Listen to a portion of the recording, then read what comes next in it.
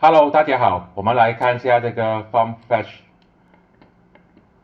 FFB，今天就跌3.多%，形势有点不妙。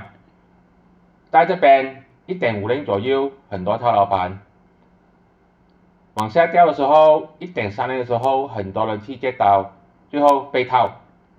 好了，继续往下掉，很多朋友呢也是在1.10左右的时候又去接刀，今天呢也是被套。所以有时候我们就要有耐心的等等，再看下清楚的时候才好进场。如果是去做反弹，很容易被套，就好像这样子。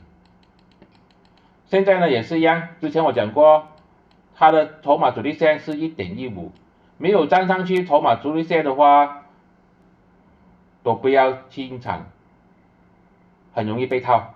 所以今天又讲中了，1.15、1.14就是筹码阻力线的阻力线，没有突破，不要进场。这是我的个人看法，并没有任何的买卖建议，谢谢大家。